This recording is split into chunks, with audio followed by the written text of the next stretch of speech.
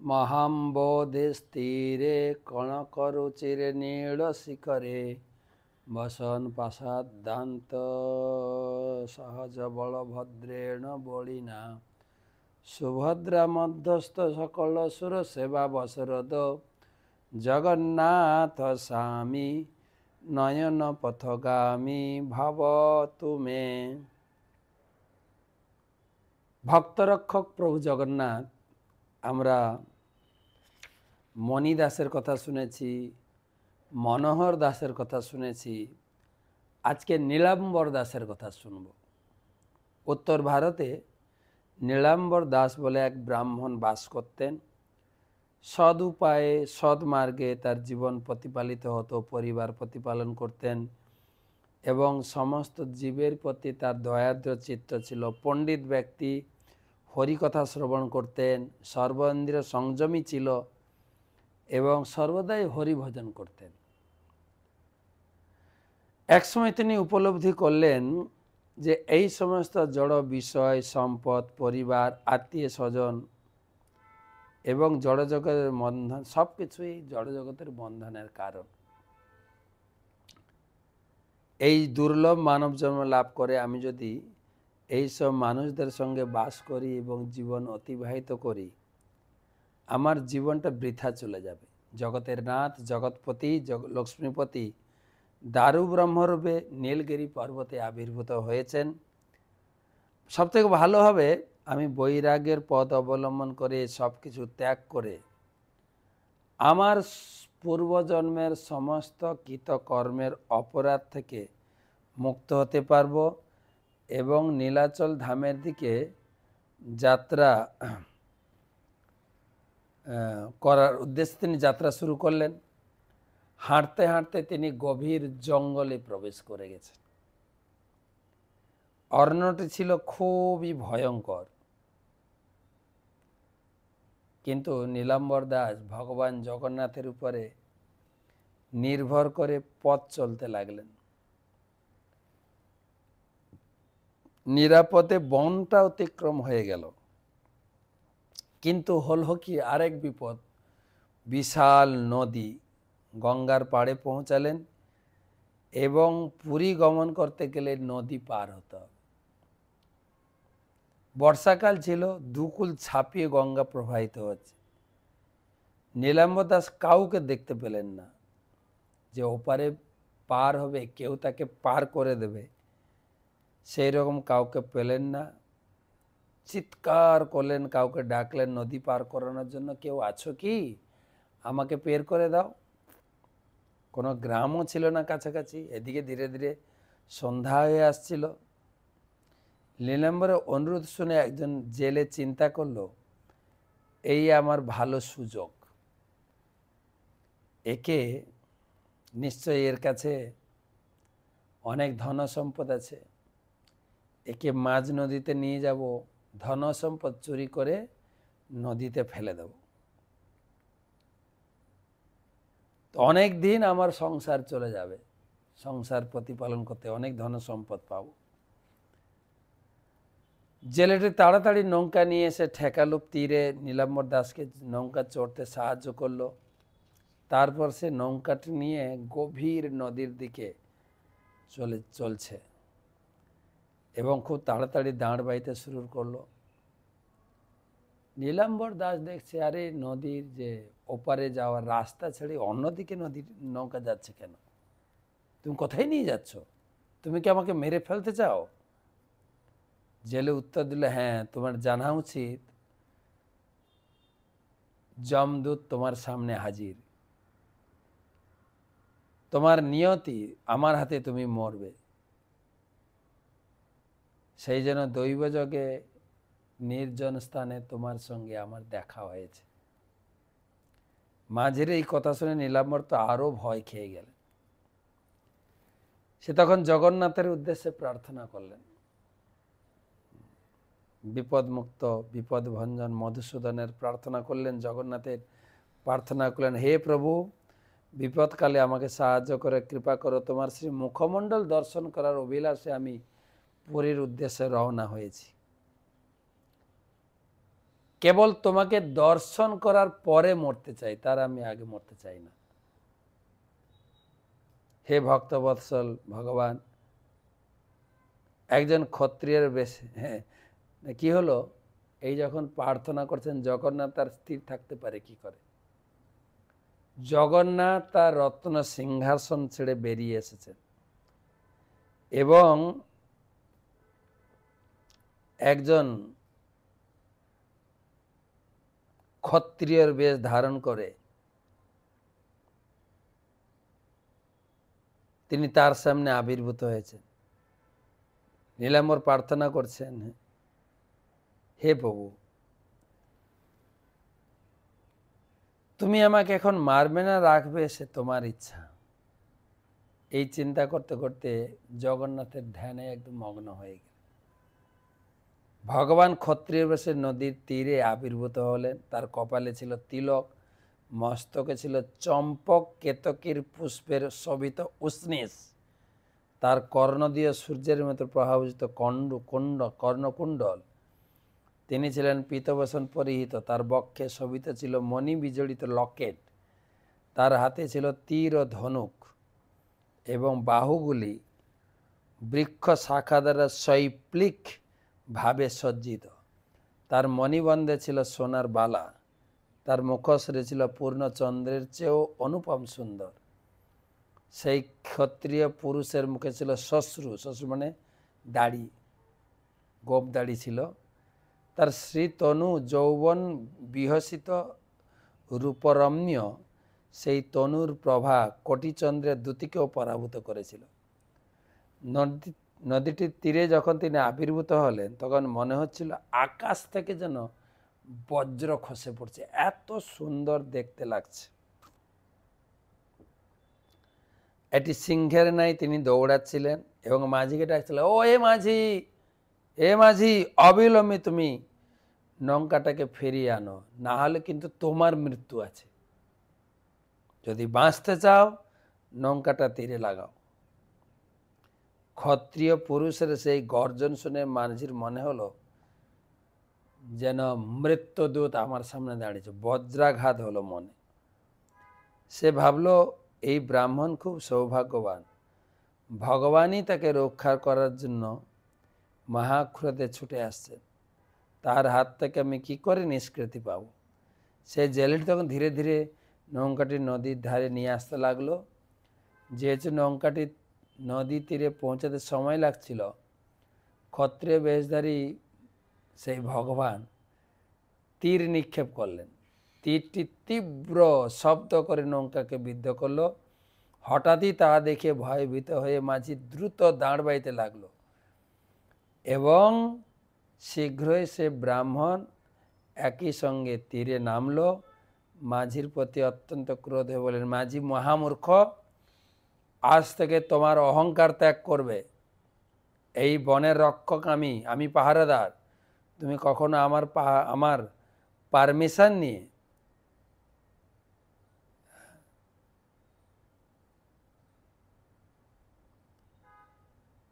তুমি আমাকে কখনো অনুমতি নাওনি।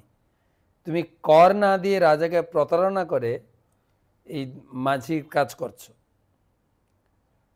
মাঝির প্রতি ক্রোধ প্রকাশ করে এবারে ওই মনোহর দাসের প্রতি, এই নীলাম্বর দাসের প্রতি ক্রোধ প্রকাশ করে, হে ব্রাহ্মণ, তুমি যে এই বনের মধ্যে দিয়ে হেঁটে চলেছ, হ্যাঁ, তুমি কি আমার পারমিশন নিয়েছ? রাজা আমাকে এই বনের পাহারাদার হিসাবে নিযুক্ত করেছেন। কেউ যদি পথিকদেরকে আক্রমণ করে, তাদের ধন সম্পদ অপহরণের চেষ্টা করে, আমি তাকে জমপুরীতে পাঠিয়ে দিই। তুমি এই পথ দিয়ে এসেছ কিন্তু আমাকে জানাওনি। ব্রাহ্মণ উত্তর দিচ্ছে, নীলাম্বর দাস বলছেন, হ্যাঁ হ্যাঁ, আমি তো জানতাম না যে আপনাকে এই বনে আমাদের রক্ষার দায়িত্ব নিযুক্ত করা হয়েছে। আমি আপনাকে দেখিনি, তাই আপনাকে না বলেই জঙ্গলে প্রবেশ করেছি। নীলাম্বর বুঝতেই পারছিলেন না যে এই ক্ষত্রিয় বেশি জগন্নাথ স্বয়ং। ভগবান কখন কখন যে তার ভক্তকে বিপদ থেকে রক্ষা করার জন্য কি রূপে আসেন কেউ উপলব্ধি করতে পারে না। নীলাম্বর দাস একজন সাধারণ মানুষ মনে করে চক্রধারী জগন্নাথ দেব হচ্ছেন আমার জীবন, আমার আত্মা। মানে সেই ক্ষত্রিয়কে বলছেন। কি বলবো, ভগবান জগন্নাথ দেব চক্রধারী, তিনি হচ্ছেন আমার জীবন এবং আত্মা। আমার প্রবল অভিলাষ যে তাকে দর্শন করার। এখন আমাকে বলুন কিভাবে এই নদীর ওপারে যেতে পারবো?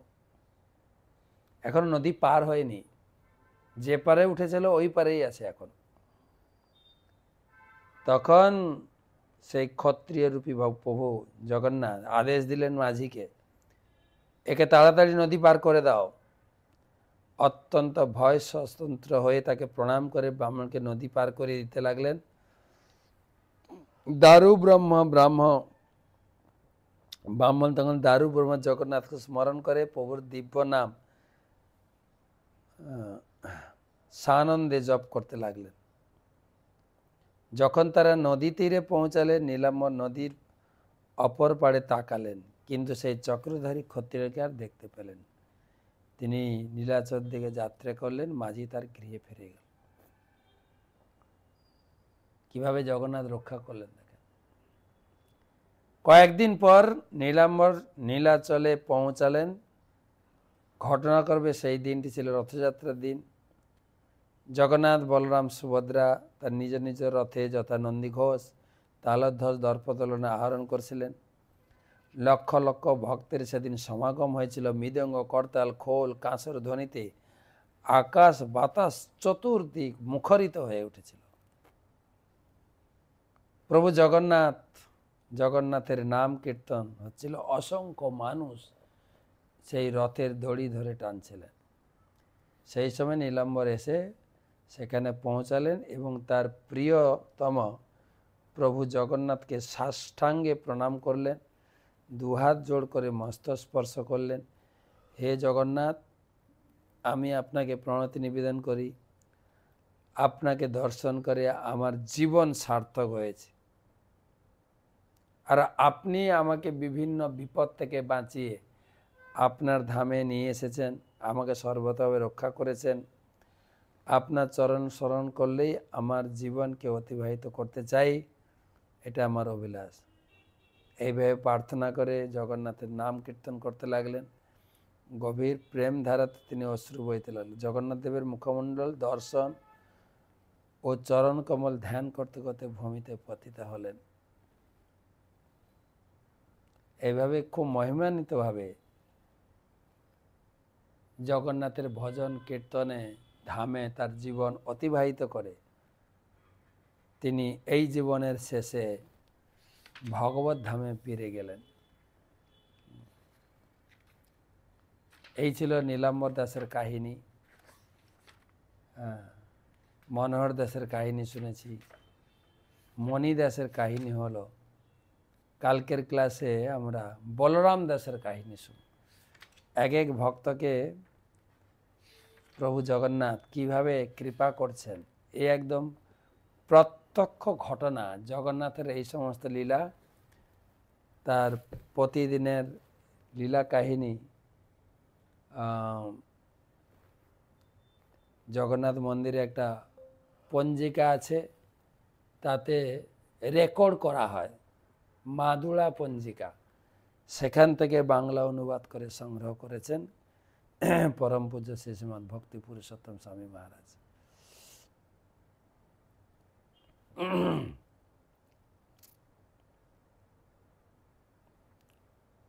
তা আমরা আলোচনা করছি অদ্বৈত আচার্য প্রভুর মহিমা, অদ্বৈত তত্ত্ব নিরূপণ, চৈতন্য চরিতামৃত মহাকাব্য আদিলীলা ষষ্ঠ পরিচ্ছেদের ৭৩ শ্লোক থেকে আমরা আলোচনা করব আজকে।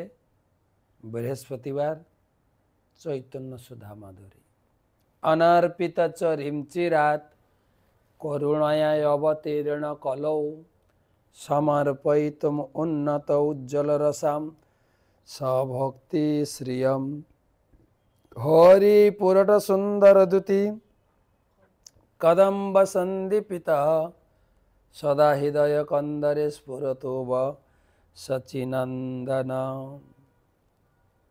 বন্দে অহম শ্রীগুরো শ্রীযুতপদকমলম শ্রীগুরুন বৈষ্ণবাংশ্চ শ্রীরূপম সাগ্রজাতম सहगण रघुनाथान्वितं तं सजीवं साद्वैतं सावधूतं परिजनसहितं कृष्णचैतन्यदेवं श्रीराधाकृष्णपादं सहगण ललिता श्रीविशाखान्वितांश्च नमो विष्णुपादाय कृष्ण पृष्ठाय भूतले श्रीमते जय पताका स्वामी निति नामिने नमाचार्य पादाय निताय कृपा प्रदायिने गौरकथा धामदाय नगर ग्राम तारिणे नमो विष्णुपादाय कृष्ण पृष्ठाय भूतले श्रीमते भक्ति वेदांत स्वामी निति नामिने नमस्ते सारस्वते देवे गौरवाणी प्रचारिणे निर्विशेष शून्यवादी पाश्चात्य देश तारिणे जय श्री कृष्ण चैतन्य प्रभु नित्यानंद श्री अद्वैत गदाधर श्रीवासदि श्री गौर भक्तबिंद हरे कृष्ण कृष्ण कृष्ण हरे हरे हरे राम राम राम हरे हरे। सदी सज्जन मंडली ममतामय मातृमंडली आज के आमादेर 154तम चैतन्य सुधा माधुरी अद्वैत तत्व निरूपण चैतन्य चरितामृत महाकाव्य आदिलीला षष्ठ परिच्छेदेर 72-73 श्लोक থেকে आलोचना হচ্ছে ভগবানের সবাই দাস दासी। तो अद्वैत आचार्य प्रभु महाप्रभु के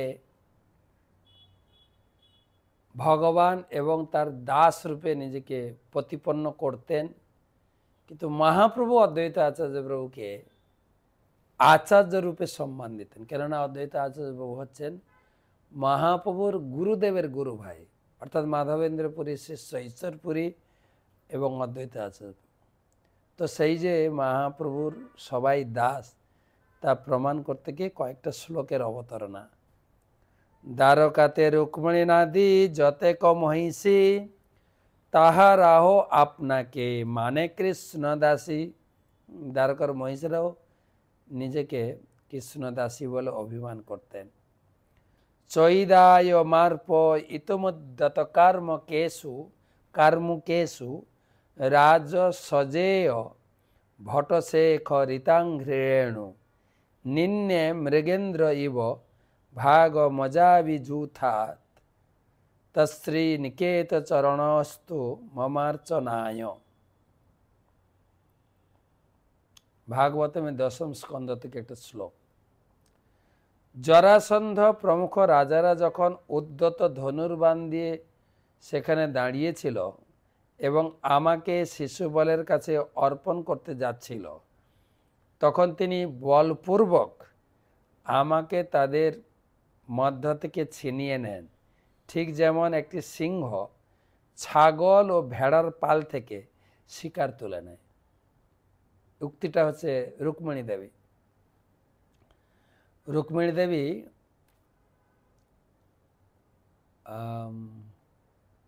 সেই দ্বারকাতে অন্যান্য মহিষীদের সঙ্গে তার বিবাহকালীন ঘটনার কথা বর্ণনা করছে।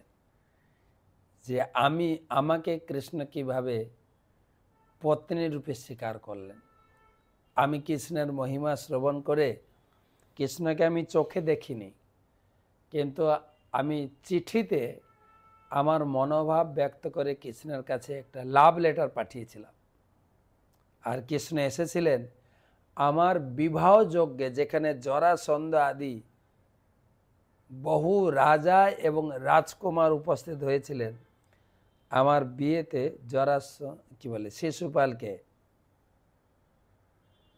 শিশুপালের হস্তে আমাকে অর্পণ করার জন্য। কিন্তু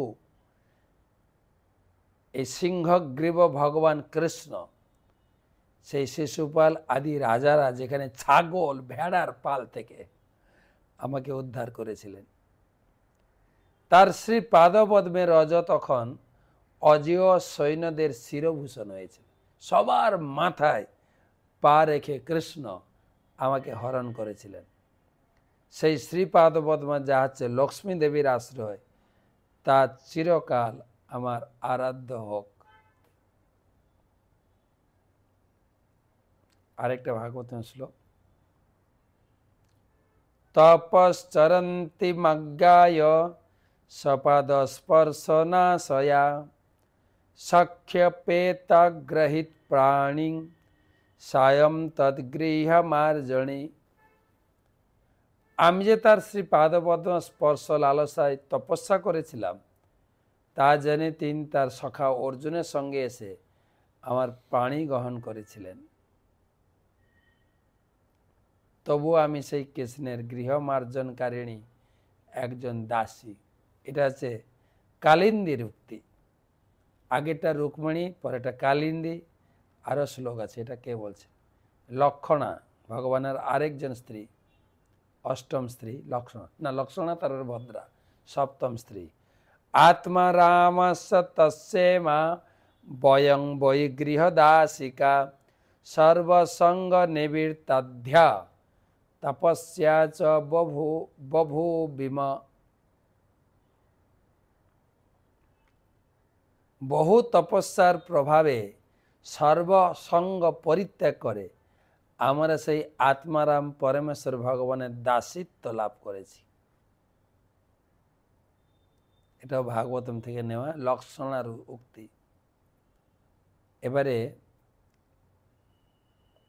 লেখক কবিরাজ গোস্বামী বলছেন, আনের কি কথা বলো দেব মহাশয়, যার ভাব শুদ্ধ সক্ষ বাৎসলাদিময়, তেহ আপনাকে করেন দাস্য ভাবনা, কৃষ্ণদাস ভাব বিনু আছে কোন জনা।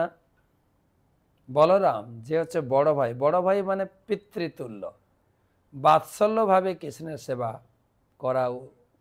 করা ভাব থাকে, সেও নিজেকে ভাবে আমি কৃষ্ণের দাস।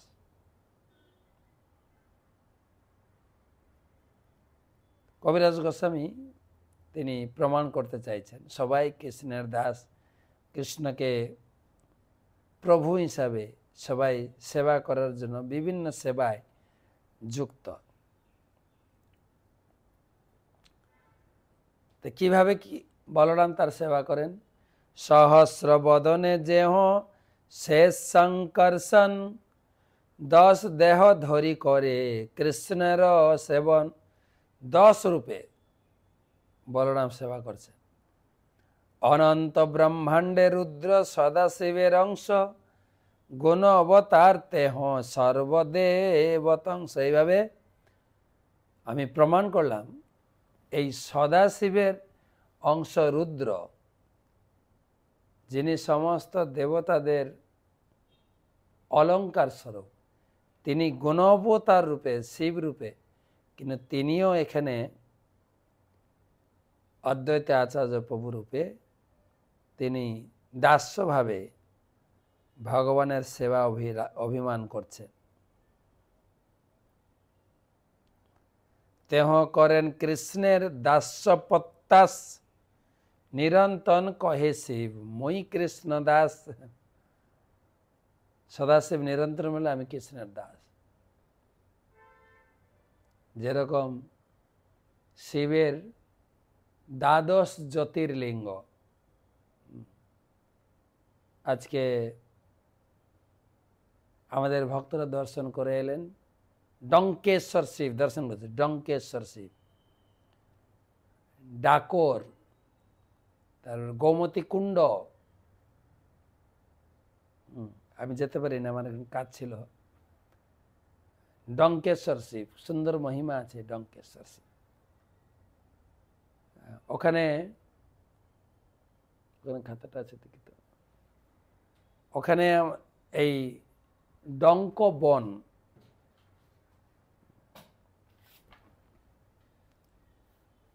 ওখানে একজন ডঙ্ক ঋষি বাস করতেন। ডাকরে ডঙ্ক ঋষি বাস করতেন এবং তিনি ছিল শিবের ভক্ত। এত কঠোর তপস্যা করে শিব পূজা করতেন। তার সেবায় সন্তুষ্ট হয়ে মহাদেব দর্শন দিয়েছে। মহাদেবকে তিনি যখন মহাদেব আবির্ভূত হয়েছেন বলছেন তুমি কিছু বর চাও, তখন এই ডঙ্ক ঋষি বলেন প্রভু আপনি এখানে থেকে যান, এখানে আপনার উপাসনা করব, পূজা করব। সেই ডঙ্কেশ্বর না শিব সেই ডঙ্ক ঋষির প্রার্থনায় সেখানে থেকে গেলেন। ডঙ্ক ঋষি উপাসনা করতেন, সেই জন্য সেই শিবের নাম ডঙ্কেশ্বর মহাদেব। আর জায়গার নাম ডঙ্কপুর, ডঙ্কপুর থেকে ধীরে ধীরে ডাকর, এখন ডাকর নাম হয়েছে।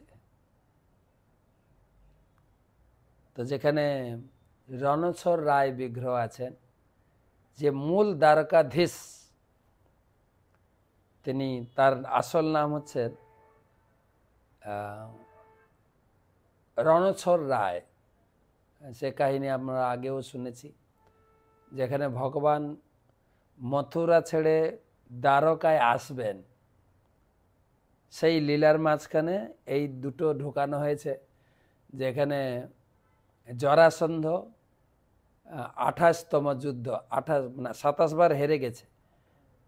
হ্যাঁ 27 না 18, ওকে 17 বার যুদ্ধতে হেরে গেছে।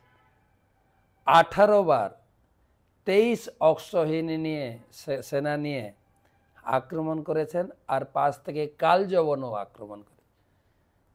সেই দুজনের কাছ থেকে এড়িয়ে যাওয়ার জন্য তিনি রণ ছেড়ে তিনি মথুরায় চলে গেলেন। এই রণত্যাগ করেছিলেন বলে তার নাম রণছর রায়, মানে সুন্দর। ভগবানের অনেক নাম, বিশেষ করে এক একটা উপমা দিয়ে তাকে নাম ডাকলে, বিশেষণ যোগ করে ডাকলে খুব ভগবান খুশি হন। তিনি চোর, রণছোর, রণ ছেড়ে বা রণ থেকে চুরি করে পালিয়ে গেছিলেন। তিনি মাখন চোর, তিনি বস্ত্র চোর, তিনি রাধারানীর হৃদয় চোর, তিনি ভক্তদের পাপ চোর, চুরি করেছেন। ভক্তের সন্তুষ্টি বিধানের জন্য তিনি ক্ষীর চুরি করেছেন। আর এখানে নাম হচ্ছে রণছোর, অরিজিনাল বিগ্রহ। সেই বিগ্রহ দ্বারকাতে ছিল, পূজা হতো। বদানা নামে একজন ভক্তের ভক্তিতে প্রভাবিত হয়ে তিনি দ্বারকা ছেড়ে এই আহমেদাবাদের কাছে ডাকর, 100 কিলোমিটার দূর আহমেদাবাদ থেকে, তার নাম ছিল বদানা। বদানা অ্যাকচুয়ালি একসময় তিনি ব্রজে বাস করতেন। তার নাম ছিল বিজয়ানন্দ, গোকুলবাসী। ভগবান তার সঙ্গে একবার হোলি লীলা করেছিলেন এবং বিজয়ানন্দকে ভগবান আশীর্বাদ দিয়েছিলেন, এরপরে তুমি আমার আবার দর্শন পাবে এবং তুমি মুক্ত হয়ে আমার ধামে ফিরে আসবে। সেই এখানে রাজপুত ক্ষত্রিয় পরিবারে বদানা নামে তার জন্ম হয় এবং তিনি এই ডাকরেই বাস করতেন। প্রতি বছর 2 বার তিনি দ্বারকা যেতেন ভগবানকে দর্শন করতে। প্রায় কত 450-500 কিলোমিটার রাস্তা দর্শন করতে যেতেন প্রতি বছর। আর খুব আনন্দ পেত, ভগবানও বদানাকে দর্শন করে আনন্দ পেতেন। ধীরে ধীরে তার বয়স হয়ে যায়। আর যখন যেতেন মাথায় তুলসীর টব নিয়ে যেতেন। যখন তার ৭২ বছর বয়স হয়, দেখেন এত রাস্তায় হেঁটে হেঁটে যেতে তো অনেক সময় লাগে। পৌঁছেছেন এবং ভগবানের কাছে প্রার্থনা করছেন, প্রভু আমার মনে হয় এইটা লাস্ট যাত্রা, আমি আর আসতে পারবো না, বয়সের ভারে অনেক কষ্টে এসেছি, আমি আর আসতে পারবো না। এরকম প্রার্থনা করে ভগবানের সামনে ঝরঝর করে কেঁদে যাচ্ছে। হে প্রভু, আমি তোমাকে দর্শন না করে কি করে থাকব?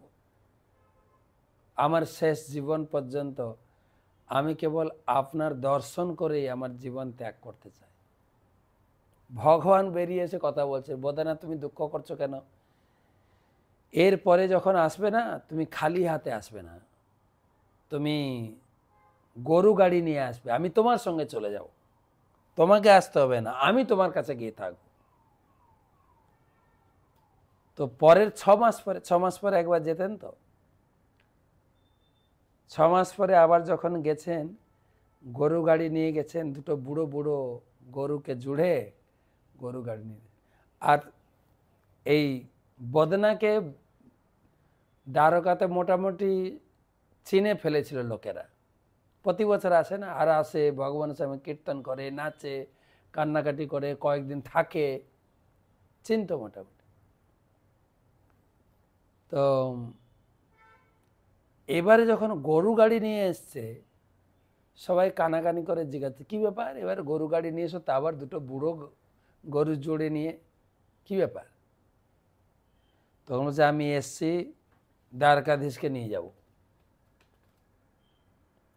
সবাই হাসছে, ভক্ত তো কখন কি বলে, কোনো গুরুত্ব দেয়নি। তো গাড়ি রেখে ভগবানকে দর্শন করেছে, প্রণাম করেছে, স্তুতি করেছে, নাচানাচি করেছে। রাত্রে ওই উঠোনেই শুয়ে পড়েছে মধ্যরাত্রে। আর এদিকে পূজারী ভগবানকে শয়ন দিয়ে তালা বন্ধ করে আবার শুনেছে এ বোধনা ভগবানকে নিতে এসছে, আর সবাই হাসছে, ধুর, ভগবান কত ভারী যেন, তুমি তুলবে কি করে, আর এই গাড়িতে নিয়ে যাবে, কি করে নিয়ে যাবে? কিন্তু মনে মনে একটু সন্দেহ ছিল, এবার ভক্তিতে খুব, যদি ভগবান তার ভক্তের বশ, যদি চলে যায়, এই চিন্তা করে পূজারী ভালো করে তালা বন্ধ করেছে। কিন্তু ভগবান মাঝরাতে উঠে নিজে তালা ভাঙে। ভগবানকে তালা ভাঙতে অসুবিধা হয়। দেখেন, মামার কারাগারে মা বাবাকে কংস আটকে রেখেছিল, দেবকী বসুদেবকে, কত তালা, কত সিকিউরিটি, হাত কড়া, পা কড়া, চেন দিয়ে সব খুলে তিনি নিয়ে চলে গেলেন। আর একটা তালা ভাঙতে অসুবিধা? ভগবানের তালা ভাঙতে কোনো অসুবিধা হয় না। বেরিয়েছেন, বেরিয়ে বদনাকে জাগিয়েছে, এই উঠো উঠো, তুমি আমাকে নিয়ে যাবে না, চলো, গরু গাড়ি কোথায়? ভগবান নিজে গরু গাড়িতে বসেছেন আর বদনা চালিয়ে নিয়েছে, চলুন প্রভু। গোবিন্দ জয় জয়, গোপাল জয় জয়। এদিকে বদনা ভগবানের নাম কীর্তন করতে করতে করতে করতে করতে করতে গরুর গাড়ি চালাচ্ছে। কিছুক্ষণ ভগবান বলছেন, বদনা তোমার বয়স হয়ে গেছে, তুমি পিছনে এসে বসো, আমি গাড়ি চালাবো। আমি গাড়ি চালাতে খুব এক্সপার্ট, কিন্তু আমার তো হেভি লাইসেন্স আছে, আমি ছোটবেলায় আমি গাড়ি চালাতাম বৃন্দাবনে, বসো বসো। আর স্পিডের মধ্যে গাড়ি নিয়ে ডাকরে পৌঁছে গেছে। ডাকরে পৌঁছেছেন, প্রায় ভোর হয়ে গেছে। একটা নিম গাছে, পাশে নিম গাছ ছিল, নিম গাছের ডাল ভেঙেছে। নিম গাছ দেখিয়েছে না? দেখে ডাল নিয়েছে দাঁতুন করার জন্য। এখানকার সেই রকম কাহাবত আছে, সেই নিম গাছের যে ডালটা ভগবান ধরেছিলেন, ওই ডালের নিম পাতা মিষ্টি হয়ে গেছে, মিষ্টি এখনো। আমি একবার গেছিলাম, গাছটা দেখানো হয়েছিল, তো গাছটাকে আমরা দূর থেকে সম্মান প্রণাম করেছি, যে আমরা আর পরীক্ষা করে দেখেন আসলে তিতো না মিঠা, পরীক্ষা করে দরকার হয়নি। ভগবানের কাহিনী মুখে টেস্ট করে চোখে দেখে বোঝা যায় না। কানের দ্বারা অনুভব করতে হয়, কান দিয়ে দর্শন করতে হয় ভগবানকে। তো সেই তারপরে যখন ভোরে পূজারীরা মন্দির খুলতে যাচ্ছে, মন্দির খুলে দেখে ভগবান নেই। কোথায় কোথায় ভগবান, বদনাও নেই। পুরো টিম দ্বারকাবাসী, বদনার বাড়ি কোথায়, ডাকরে, ডাকরে এসছে। আর যখন ভগবান দেখছেন আরে পুরো দ্বারকাবাসী পিছনে ছুটছে, তখন বদনাকে বলছে তুমি আমাকে এই সামনে কুণ্ডে ফেলে দাও, আমি কুণ্ডে লুকিয়ে থাকবো। তারপর কিছুটা কথান্তর আছে, কেউ কেউ বলে ওই দ্বারকাবাসীরা এসে সে ভল্লুক দিয়ে বদনাকে আঘাত করেছে, বদনা মারা গেছে। কিন্তু বদনা মারা গেল, বিগ্রহ তো নেই, বিগ্রহ কোথায়, হয়তো এই জলে লুকিয়ে আছে। তখন ওই ভল্লুক দিয়ে ঠুকে ঠুকে দেখছি কোথায়। আর একসময় একটা আঘাত ভগবানের গায়ে লাগে, ভগবানের গা থেকে রক্তক্ষরণ হয়ে সে গোমতীর জল লাল হয়ে গেছে। সব অবাক, কি ব্যাপার, খুঁজে দেখে বিগ্রহ ওখানে। বিগ্রহকে উদ্ধার করা হলো, বদনা তো নেই। বিগ্রহ নিয়ে যাবে, কিন্তু বদনার স্ত্রী ছিল, সে বলছে না প্রভু এখানে এসছেন, প্রভুকে তো এখানে আমরা রেখে পূজা করব। এই নিয়ে দ্বন্দ্ব বাজে, না আমাদের বিগ্রহ। তখন ভগবান সেই দ্বারকাবাসীর হৃদয়ে বললেন, ভগবান দ্বারকাবাসীর হৃদয়ে বলিয়েছেন, বদনার স্ত্রীকেও বলিয়েছেন। দ্বারকাবাসীর হৃদয়ে বলছে ঠিক আছে আমরা এই বিগ্রহ ছেড়ে দেব, এর সম পরিমাণ সোনা দিতে হবে। তার মানে কি বোঝা যাচ্ছে, ওরা বিগ্রহ চায় না, সোনা চায়। আর ওটাই তো ব্রাহ্মণদের লোক। বিগ্রহ কিছু ব্রাহ্মণ পূজা করে, কিছু ব্রাহ্মণ ভগবানকে রেখে নিজের ফায়দা লুটে আর কি। আর ভগবান বদনার স্ত্রীর হৃদয়ে অনুভূতি বা শক্তি দিলেন। তুমি বলো হ্যাঁ ঠিক আছে, তোমরা যা সোনা চাইবে আমি দেব। বলেও দিলেন ঠিক আছে, বিগ্রহের ওজন সম পরিমাণ সোনা দেব। আর সে তো গরিব লোক, বদনা এমনি গরিব ছিল। তার স্ত্রীর একটা নাকের নথ ছিল, নথ বলে নথ, নাক চাবি বা নাক ফুল অনেকে বলে গ্রামে, সেইটা দিয়েছে। কেউ বলে সেইটা আর তুলসী পাতা দিয়েছেন, যাই হোক সেইটা দিয়েছেন। দাঁড়িপালার একদিকে সেইটুকু, একদিকে বিগ্রহ সমান হয়ে গেছে। তো ওরা তো কথাই হেরে গেল, সেই সোনা নিয়ে চলে গেল। আর তারা খুব দুঃখ করতে করতে গেছিল, ভগবানকে আমরা হারালাম। ভগবান তাদের বললেন তোমরা দুঃখ করো না, তোমরা গোমতীতে যাবে, অমুক জায়গায় আমার স্বরূপ আরেক বিগ্রহ পাবে, সেই বিগ্রহ নিয়ে তোমরা পূজা করো। সেই বিগ্রহ এখন ওখানে আছে। তো এইভাবে এই বিগ্রহ এখানে প্রতিষ্ঠা হয়ে অরিজিনাল দ্বারকাধীশ এখন ডাকরে। তো যেটা আমরা আলোচনা করছিলাম যে ভগবানের ইচ্ছা তিনি কোথায় কিভাবে প্রকটিত হবে। তো এখানে শিব ঠাকুর যিনি অদ্বৈত আচার্য রূপে বা এসেছেন, তেহ করেন কৃষ্ণের দাস্য প্রত্যাস, নিরন্তন কহে শিব মই কৃষ্ণ দাস। শিবের এই এই যেটা বলছিলাম, এই ডঙ্কেশ্বর শিব, শিব পার্বতী এখনো সেই ডাকরে বা ডঙ্কবনে সেবিত আছেন, ওখানে সাক্ষাৎ আছেন। বলা হয়েছে ভগবান রামচন্দ্র যখন তিনি এসেছিলেন ভ্রমণ করতে করতে করতে করতে এই ডঙ্কবনে এসে, আর সীতা চুরি হয়ে গেছে, রাবণ চুরি করে নিয়ে গেছে। ভগবান সীতার বিরহে হে সীতে সীতে সীতে সীতে করে ঘুরছেন। পার্বতী দেখছেন এ আমার প্রভু, আরাধ্য দেবতা। সে বলছেন হ্যাঁ, মনে হয় না যে আরাধ্য দেবতা প্রভু হয়, স্ত্রী বিরহে সাধারণ লোকের মতো কান্না করছেন, আমি পরীক্ষা করে দেখব। শিব ঠাকুর আসছেন, তুমি প্রভুকে পরীক্ষা করো, করো। সঙ্গে সঙ্গে দুর্গা তিনি সীতা মায়ের রূপ ধরে, রামচন্দ্র যেখানে সীতার বিরহে হা সীতে সীতে সীতে বলে যা, তার সামনে আবির্ভূত হয়েছেন সীতে। ভগবান রামচন্দ্র বলছেন, দেবী পার্বতী আপনি একা কেন, বাবা ভোলানাথ কোথায়? দুর্গা তো হেভি লজ্জা পেয়ে গেছে, প্রভু আমাকে চিনতে পেরে, তাহলে তো আমার আরাধ্য দেবতা। তাড়াতাড়ি গিয়ে আবার পার্বতীর রূপ ধারণ করে শিবের কুটিরে হাজির।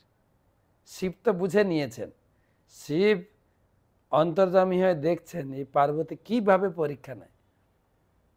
শিব দেখে, শিব জিজ্ঞাসা করছে, কি হলো, পরীক্ষা ফেল না পাস? বলছে না এমনি। এমনি? তুমি আমার মায়ের রূপ ধারণ করে পরীক্ষা নিতে গেছিলে তাই না? এখন থেকে তোমাকে তো আর স্ত্রী রূপে আমি স্বীকার করতে পারবো না, তুমি আমার মায়ের রূপ ধারণ করেছিলে, মা সীতা। শিব ত্যাগ করেছিলেন, পরবর্তী জন্মে আবার তাকে স্ত্রী রূপে স্বীকার করেছে। তো শিব ঠাকুরও প্রভুর দাস। তার একটা শিবের দ্বাদশ লিঙ্গের মধ্যে একটা নাম হচ্ছে রামেশ্বরম। রামেশ্বরম মানে রাম জিনকি ঈশ্বর, তিনি রামের দাস বলে অভিমান করেন শিব। তাই এখানে সেটাই বলছে, তেহ করেন কৃষ্ণের দাস্য প্রত্যাস, নিরন্তন কহে শিব মুই কৃষ্ণ দাস। কৃষ্ণ প্রেমে উন্মত্ত বিহল দিগম্বর, কৃষ্ণ গুণ লীলা গায় নাচে নিরন্তন। সব সময় কৃষ্ণ নামে। আমাদের সন্ধ্যারিতে ভক্তিবিনোদ ঠাকুর গিয়েছেন, কিবা শিব সুখ নারদ প্রেমে গদ। শিব ঠাকুর প্রতিদিন নবদ্বীপে আছেন, নবদ্বীপে আছেন 100 রূপে, রুদ্রদ্বীপে আছেন, কিন্তু আবার প্রতিদিন আসেন এই গঙ্গার তীরে মহাপ্রভুর সন্ধ্যা আরতিতে তিনি নাচেন। এই শিব হচ্ছেন ভগবানের নিত্য দাস। সময় তো হয়ে গেল, কয়েকটা আজকে এই পর্যন্ত থাক, 81 শ্লোক পর্যন্ত পড়লাম। কয়েকটা প্রশ্ন আছে, একটু ঝপাঝপ উত্তর করে দিই।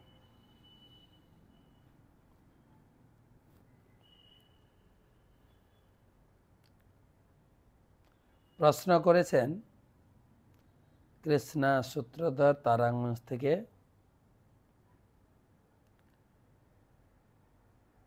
জয়পতাকা স্বামী গুরু মহারাজের কাছে হরিনাম দীক্ষা নিয়েছে, সে কি ইস্কনের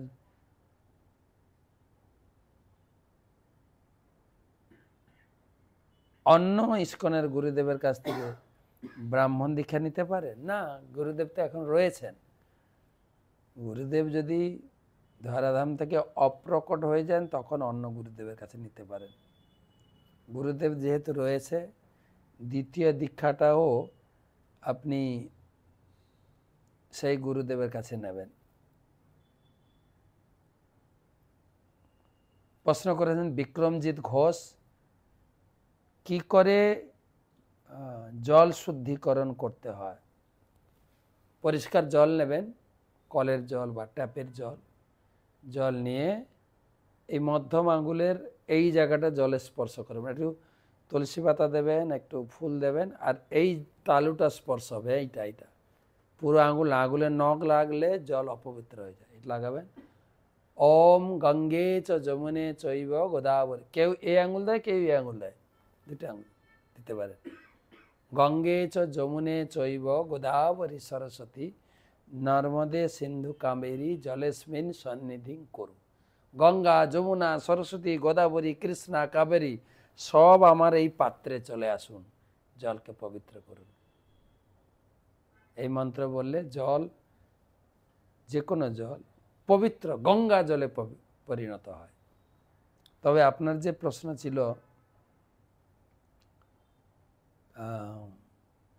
ভগবানের ভোগে আপনি গঙ্গা জল না দিয়ে পবিত্র মানে পানীয় জল দেবেন, পানীয় জল, পরিষ্কার জল।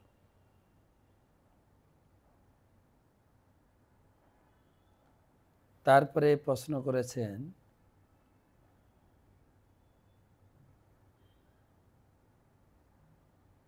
উষা কুমার, জন্মাষ্টমীর দিন গীতার শ্লোক পাঠ করতে পারি? এমনিতে প্রতিদিন আমি গীতা পাঠ করি, অবশ্যই পাঠ করবেন, ভগবান খুশি হবেন। একটা অধ্যায় পাঠ করবেন, আরও ভালো হয়। পুরো গীতা পাঠ করলে তো আরও ভালো। গীতা পাঠে ভগবান খুবই সন্তুষ্ট হন। বলা হয়েছে দেবকী নন্দন কৃষ্ণ গীতা পাঠেন তুষ্যতি যথা ন বেদই দানেন যজ্ঞ তীর্থ বতাব্দি। ভগবান কৃষ্ণ গীতা পাঠে এতটা সন্তুষ্ট হন, অতটা সন্তুষ্ট অন্য কোনো ব্রত তপস্যাতে হয় না।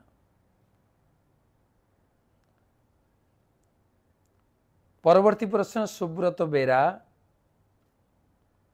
যে নিরামিষ খাওয়ার জন্য শরীরের মধ্যে পুষ্টির ঘাটতি দেখা দিচ্ছে, মাঝে মাঝে শরীর অসুস্থ হয়ে যায়, এর জন্য করণীয় কি? না, এটা তো মনের বিকার। আমাদের একজন ভারত সেবাশ্রমের যে প্রতিষ্ঠাতা আচার্য গুরুদেব প্রণবানন্দ বলেছেন, উনা ভাতে দুনা গুণ বা উনা ভাতে দুনা বল, ভরা পেটে রসাতল। নুন ভাতেও যা বল পাবেন, উনি নিরামিষ খেতে নিরামিষ খাওয়ার পক্ষপাতী ছিলেন। আমিষ খেলে যে প্রোটিন হবে এমন কোনো মানে নেই। আমি নিজে তো প্রায় 35 বছর ধরে নিরামিষ খাচ্ছি। আর আপনারা বলবেন আপনারা ইস্কনে থাকেন, অনেক প্রোটিন জাতীয় পনির, ফল মূল, দুধ খান না। তো 2 বছর ধরে তো এমনি রুটি সবজি আর লাউ সিদ্ধ খাচ্ছি, আছে তো অসুবিধা কোথায়? ওটা হচ্ছে মনের বিকার। যে আমি মনে হয় দুর্বল হয়ে যাচ্ছি না, তো মাছ মাংস খাচ্ছি না, ডিম খাচ্ছি না। আর মাছ মাংস ডিম খাওয়ার প্রলোভন দেওয়ার অনেক লোক আছে, বিশেষ করে এই পাপী ডাক্তাররা নিজেরা পাপী, পাপ করতে উৎসাহী দেয়। ডিম খাও, মাছ মাংস খাও, নাহলে দুর্বল হয়ে যাবে। ওই ডাক্তারদের পাল্লায় পড়লেও আপনি দুর্বল হবেন, মারা যাবেন। এমন নয় যে এই নিরামিষ খেয়ে লোক দুর্বল হয়ে তাড়াতাড়ি মরে যাচ্ছে, যারা মাছ মাংস খাচ্ছে তারা একদম তরতাজা আছে না। তো এমন কোনো মানে নেই। মন শক্ত রাখুন। এবং আমাদের নিরামিষেও অনেক প্রোটিন জাতীয় খাবার আছে, সোয়াবিন আছে, তারপরে যত প্রকারের বিনস, রাজমা, ডাল, কত শক্তি মুগ ডালে। খান, দুধ খান, যদি সামর্থ্য থাকে আপনার শরীরে যেটা হজম হবে সেই রকম ফল খান। নিজের মতো ফল খেলেও আপনি আবার অসুবিধা হতে পারে।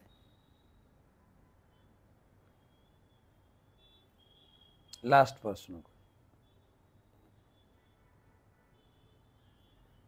লাস্ট প্রশ্নটার এখনো উত্তর আমি দিতে পারবো না, কেননা আমি একজন প্রশ্ন করেছেন বিপাশা রায়, মহারাজ কোনো দীক্ষিত ভক্ত দেহাত্যাগ করলে তার জপমালাটি কি করব, এবং অদীক্ষিত ভক্ত মারা গেলেও তার মালাটি কি করব, উভয় ক্ষেত্রে কি করণীয়? আমি আমার গুরুদেবকে প্রশ্নটি ফরওয়ার্ড করেছি, পাঠিয়েছি। উত্তর এলে আপনাকে দেব। সেই উত্তর আমি নিজে থেকে দিতে পারবো না, গুরুদেব উত্তর দিয়ে পাঠাবেন। গুরুদেবকে লিখেছি, তো উত্তর এলে আপনাকে দেব। তো আজকে এই পর্যন্ত রাখি। আজকে আমরা গতকালকেই এসেছি এই রাধা গোবিন্দ মন্দির, আহমেদাবাদের কিং। কি সুন্দর অপূর্ব মাধুর্যমণ্ডিত শেষে রাধা গোবিন্দ, শ্রীনাথজি, রাম লক্ষণ সীতা হনুমান দরবার এবং গৌরনীতায় ভব্য মন্দির, হেভি মন্দির আহমেদাবাদে। আজকে ডাকর দর্শন, কালকে আমরা যাব সিদ্ধপুর বা সিদ্ধাশ্রম বা বিন্দু সরোবর। শুভরাত্রি।